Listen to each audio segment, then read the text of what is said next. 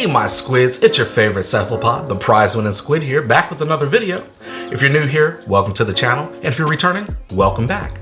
If you don't know who I am an intermediate artist who does illustrations and webcomics, and then on my YouTube channel, I do speed paints, some art reviews, some art tech reviews, and then talk about some art drama. So if that's something you're into, please hit the like button, subscribe, do all that good stuff.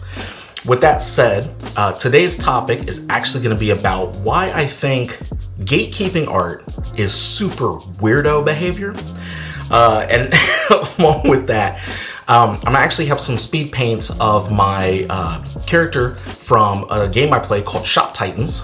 Shop Titans, if you don't know, is a mobile and PC and Mac game where essentially you have a shopkeeper and you make different weapons and you sell them to adventurers. So I'm gonna actually have two speed paints of my character that I have made over the last year and a half or so. And I'll have something around here where you guys can kind of see what Shop Titans looks like. But I've been playing it, for years. I love the game. It's super fun. It's relaxing. Kind of, you do quests with your guild. Your guild is actually the city that you kind of banded together in. So you do like quests with them and all kinds of different stuff like that. So it's a fun little game that you can jump onto, once a day, twice a day, or, me multiple times a day because I like it that much. But with all of that said, let's get into the speed paints. Let's get into the topic of conversation today, because this is something that I'm very passionate about, but also, man, I really have a lot to say on this one. So let's get into the speed paints and we'll go from there. So now that the speed paints are on the screen, what I want to start off with at the very top, because like I said, this is about why I think art gatekeeping is weirdo behavior. That's how I put it. It's weirdo behavior.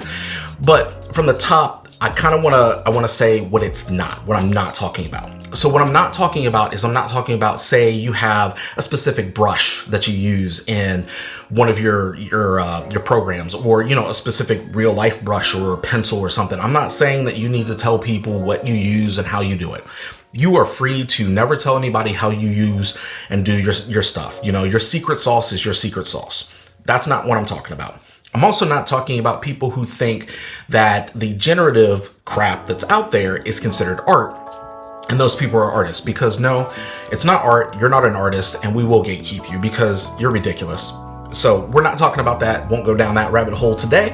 What I am talking about, actually, so you'll see me, just to interject, you'll see me looking over towards this side. That's because I actually have things written down, and there's an article over here that I want to kind of just look at real quick. But what we are talking about was kind of came to fruition because there was Ed Sheeran was doing a painting exhibition and was selling paintings, and this is this year. This was a couple months ago, and people were kind of like losing their minds about the entire thing. And so I felt it necessary to kind of weigh in on why I think being mad about him doing this, and then realizing that you're kind of doing this to other people who you might know in your life, why it's weirdo behavior, and why we got to kind of pull back and stop doing that, especially in today's world where we do have the generative crap and people are trying very desperately to actually remove artists from, plane of existence. Very, very hard. So I do think that we need to kind of look at that. So let me start by talking about what Ed Sheeran was doing. So in this article, he says that in 2019, when he came off a tour, he pretty much started to just do, kind of drip paintings, kind of the Jackson Pollock stuff.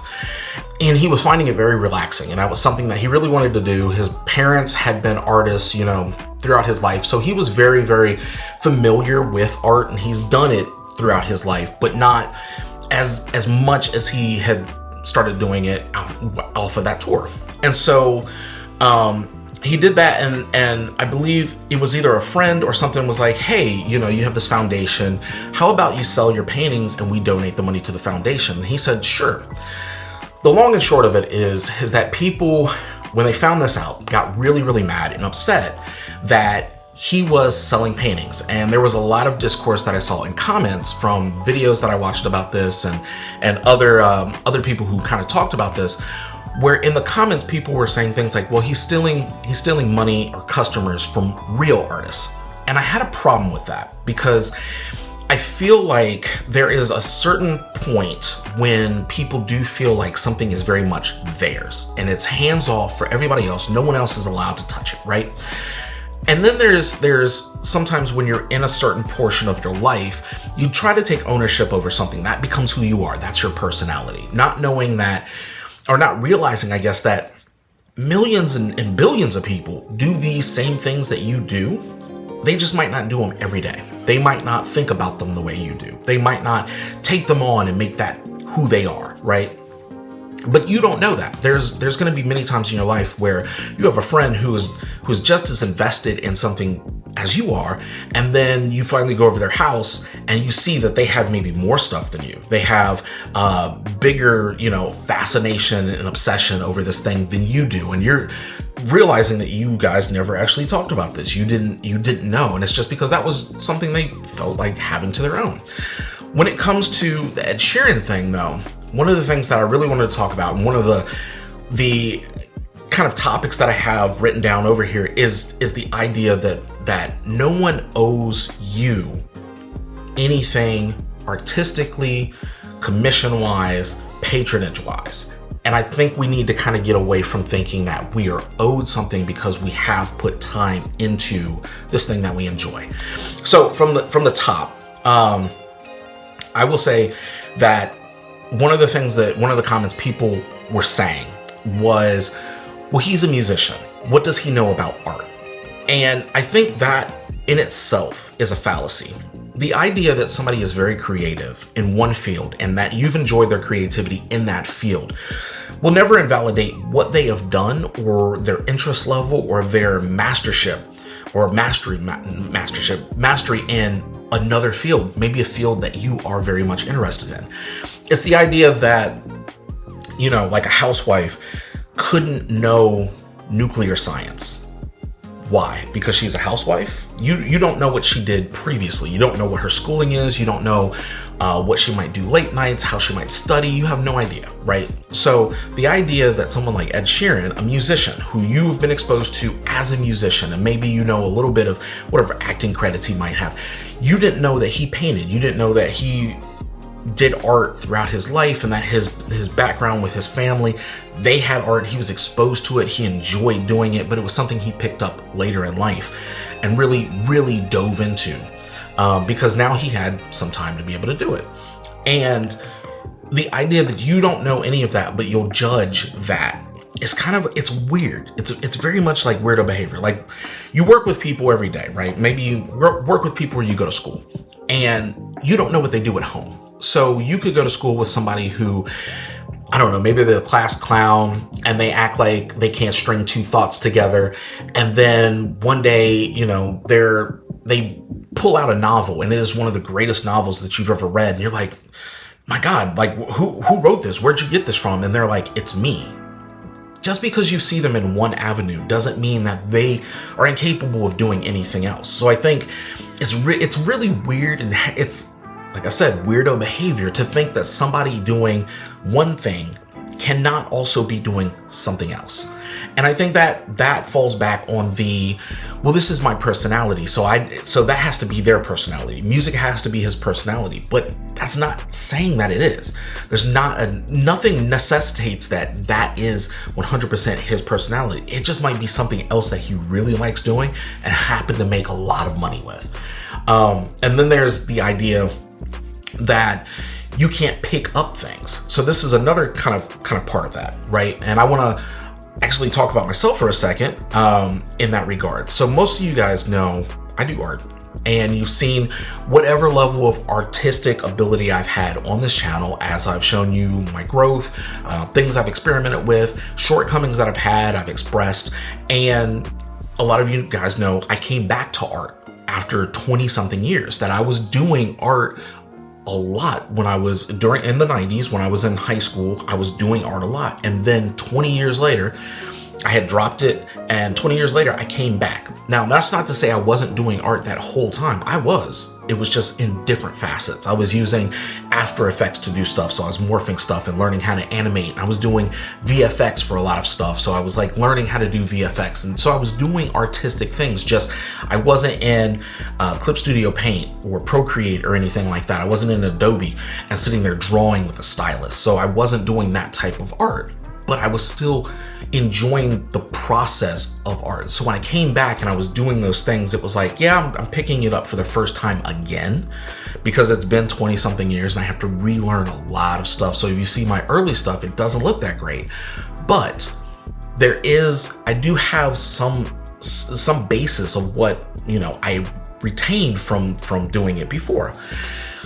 But you probably didn't know that in that 20-year span, I did music.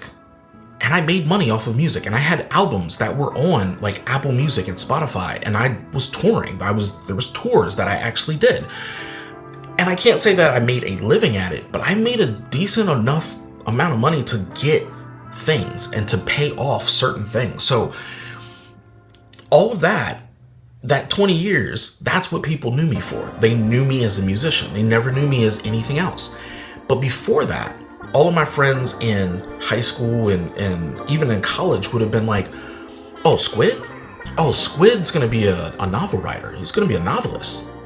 Because I've written 20 plus novels, all finished, never published. And that would be something else people would be like, okay, so hold on.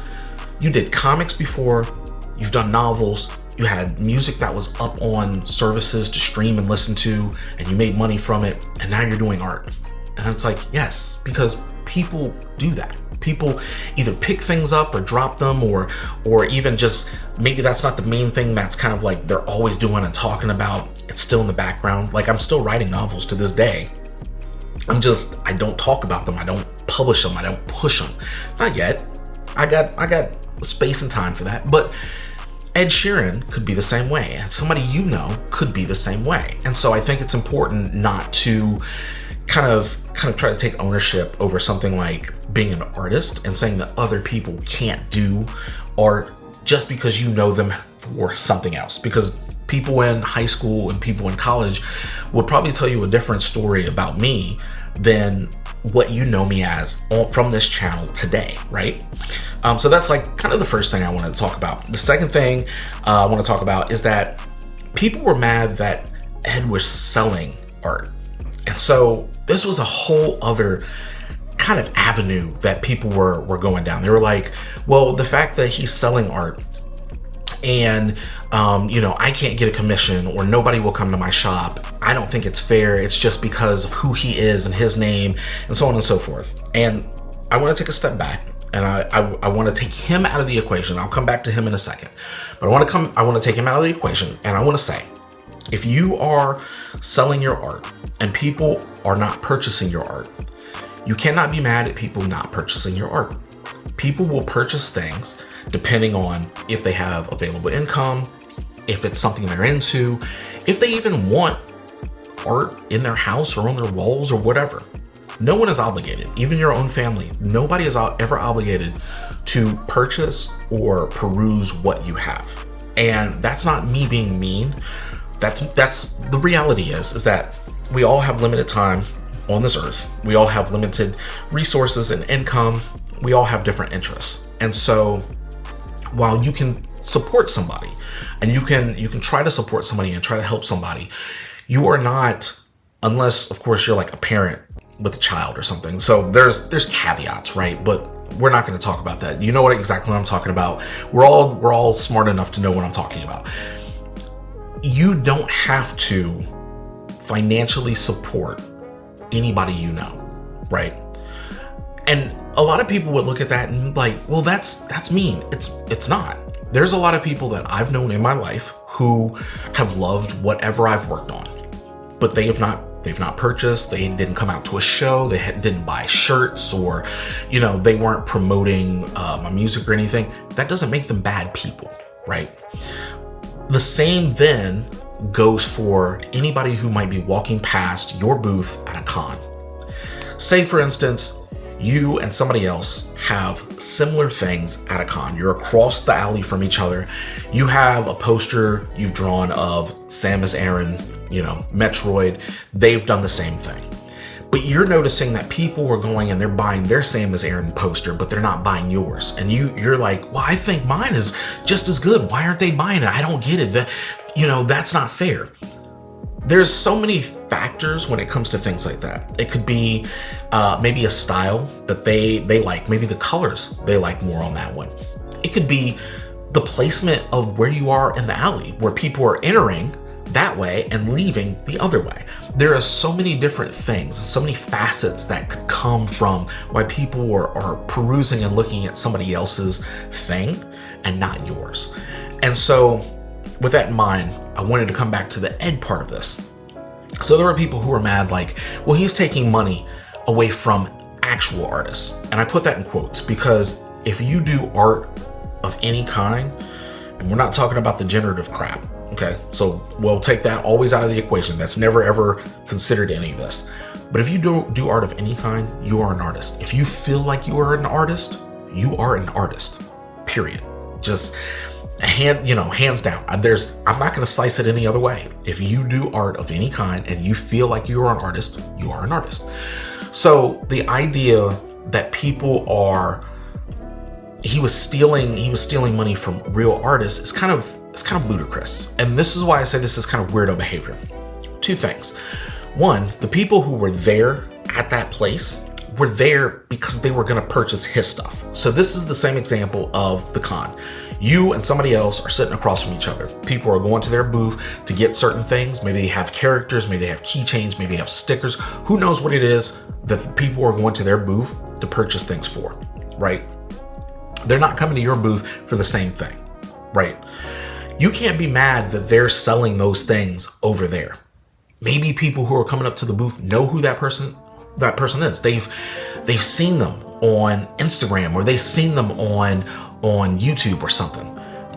You have to just go with the fact that sometimes people will purchase things from other people, even if you have something that is relatively similar. That's just the way it is. You can't be mad at the people who are purchasing things, and you can't be mad at the people who are selling the things. Now, there's going to be caveats. If somebody literally stole your art, of course, yes, be mad. If somebody has traced your art, be mad. Like, there's going to be caveats. So I'm not talking about any of that. We're talking purely if you and that other person just happen to be selling something that might be similar and people are purchasing theirs but not purchasing yours. There might be a whole other reason. People might like that thing from them, but they like this other thing from you. And you're so focused on the one-to-one, you're not realizing like, oh man, they're actually purchasing a ton of these stickers that I have. I keep running out and I keep having to reprint a ton. And yeah, they're buying their poster, but their poster isn't selling as much. Like, we're not going to even talk about the amounts. It's just you kind of focus on why people are purchasing from you and what they're interested in when they're purchasing from you. So back to Ed, people went to this exhibit because it was his paintings. It wasn't my paintings that were there. They weren't going to purchase those.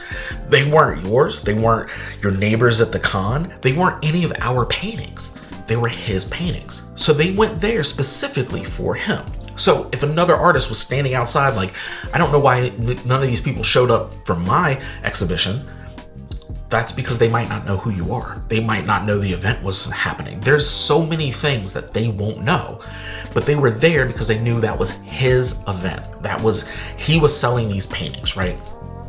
And so people were a little bit mad, a little bit miffed about that. And I thought that was hilarious because these same people, there's not a guarantee that these people will ever show up at any event that we're hosting at, or we're vending at, or we're, drawing at. It's just simply, these people won't be there.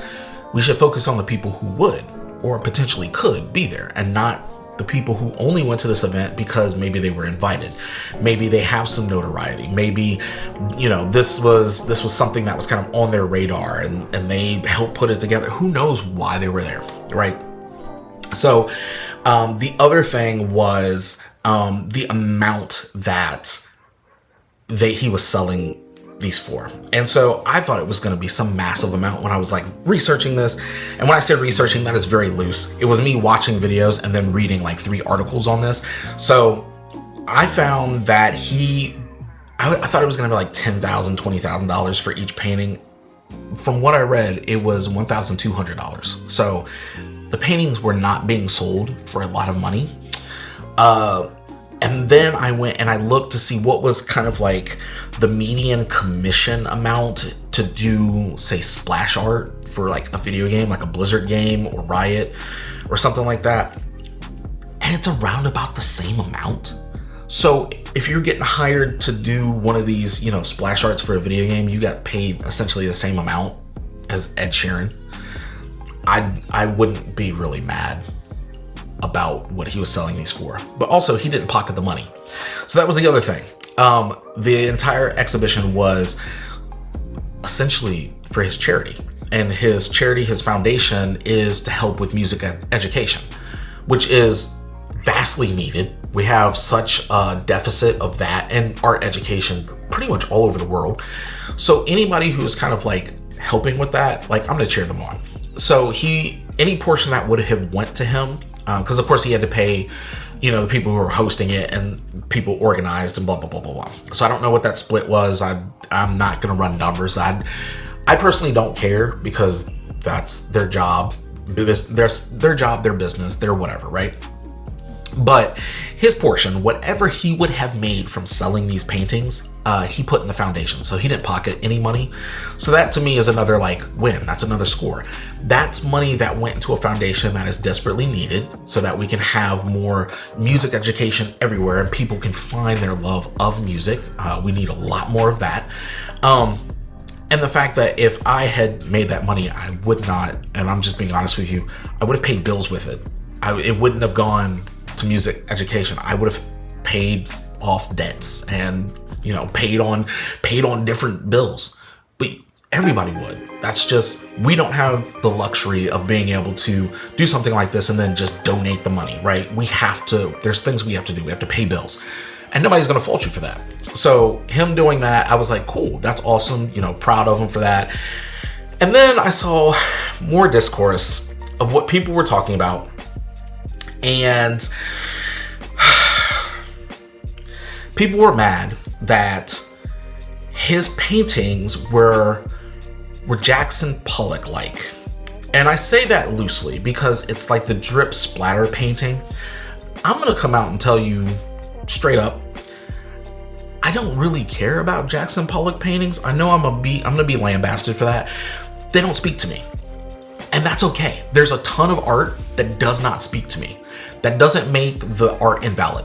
It speaks to somebody if it has meaning, if there's something that people feel from it or the artist felt when they were doing it, completely valid, all valid. I think that like whatever you've done, please keep it, save it, make sure that it's there. As long as it's not the weird stuff that breaks laws and it's just outright disgusting. Like, why would you do that? As long as it's not that stuff and it's things that can make you feel and things that have a story that kind of moves humanity forward, that kind of feeling, I'm all for it, right? I would just say that I'm not a big fan of them. Like, I don't understand the appeal myself, but I think that they should be shown wherever they're shown. I'm cool with it. Here's my problem. And I think this was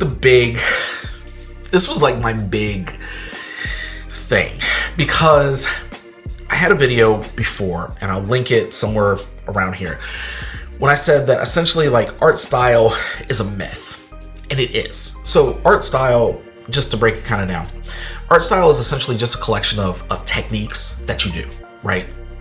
So you could be like, I draw noses this way and eyes this way and hair this way and I render it this way and I, so on and so forth. That's your style. It's a different collection of techniques. And so sometimes you'll have techniques that kind of go together. They look like they go together. But you have to remember it's because you are so used to seeing them together that's how you think they all go together, right? But you can break out the way people do all kinds of different things and mix and match, and you'll come up with a new style.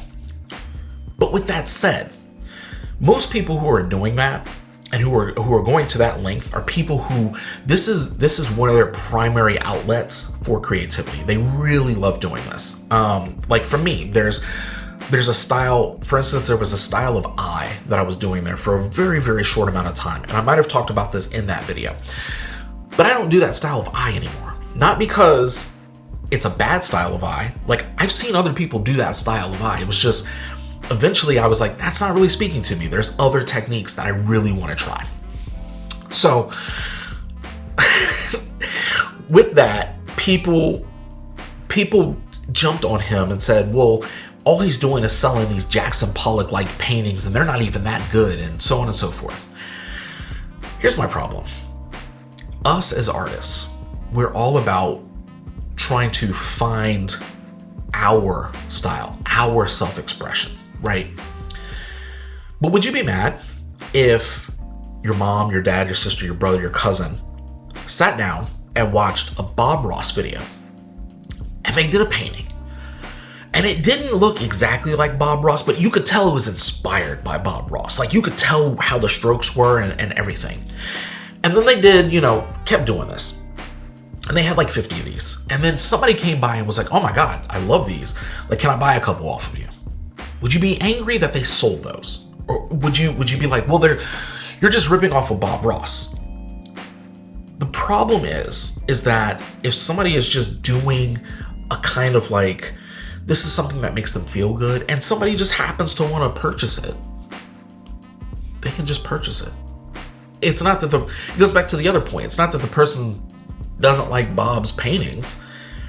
It's just that they know this person. They like this painting they're looking at right there. But also, you realize people don't have to find and develop their own styles. That art is just supposed to be fun.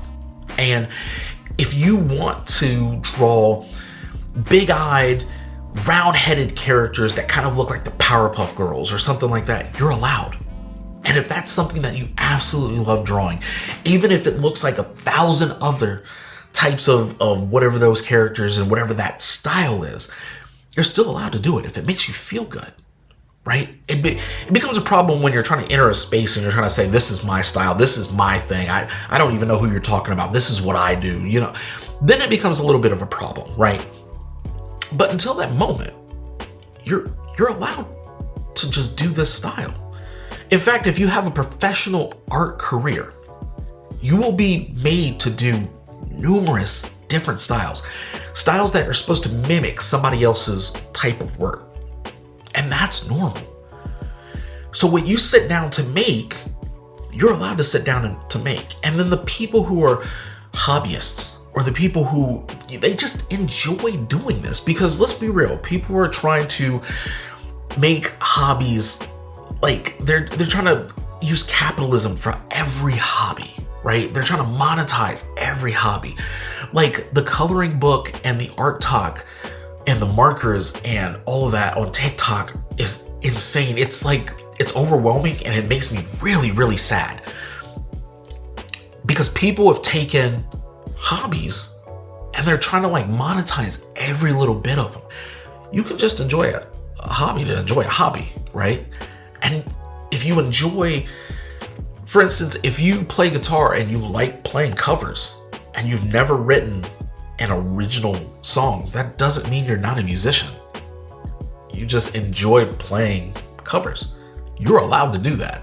No one can ever tell you that you're not a musician because you haven't written your own material.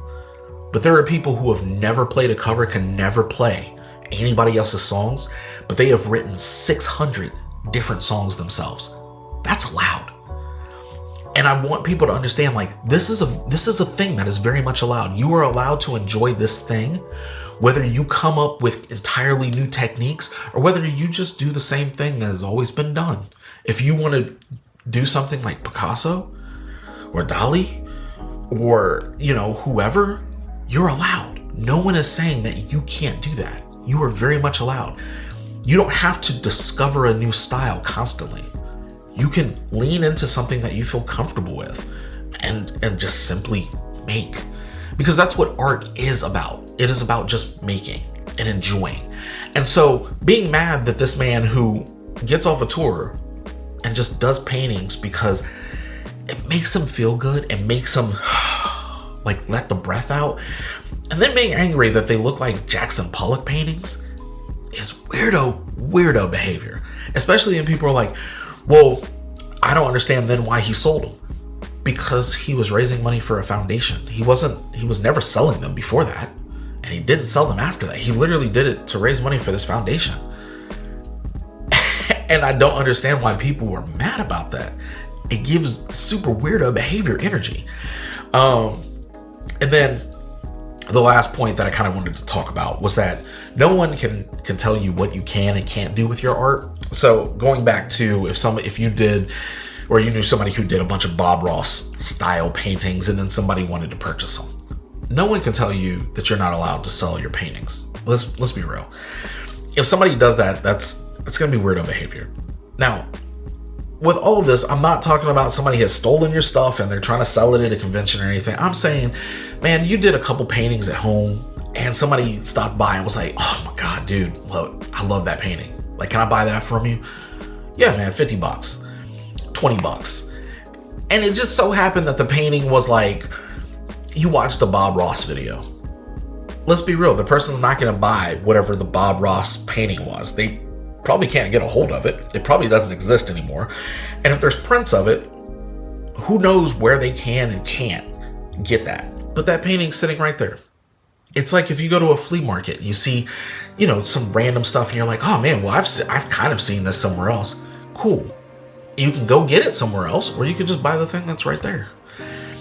There's so many different things that you are allowed to do with your art. You're allowed to post it and not post it. You're allowed to show it off and be proud of it, or to hide it away. You're allowed to sell it or not sell it. You're allowed to tell people what brushes and canvases and colors and paints and everything that you use, or you can be like, I'm not going to tell you any of that. You are very much allowed all of those things. What you're not allowed is to tell other people how they can and can't do their own art. That's it. Anyway, with all that said, I hope you guys kind of took this in and you realize, hey, if you have somebody who is kind of like getting on you about how you do art, tell them to bug off. Your art is your art. You can do whatever you want with your art, and nobody else can tell you what to do and what not to do with it. If you have somebody who is in your ear saying, you're drawing your eyes the way I draw eyes, you're allowed to draw eyes however you want. You're allowed to draw heads however you want. You're allowed to express, experiment, figure out what works for you and what you do and don't like. No one can tell you anything otherwise. All I hope is that you make art. We have such a dearth of people who want to do art or who even understand that you can do art. A lot of people stop doing art well into like their teens because they get bullied out of it. And I just hope that you guys continue doing art regardless of who is in your ear telling you you can and can't do something, because it makes you feel good. And then you guys just continue it throughout your life, whether it's the forefront of what you want to do or whether you just sometimes, on the weekends, you like to paint a little bit and you like to listen to music and you like to do this, that, and the other thing. Just do art. Make things and make beautiful things. That's it. Anyway, I'm glad that you guys came and you watched this video. I appreciate you guys watching it. If you haven't yet, please subscribe. Please like this video.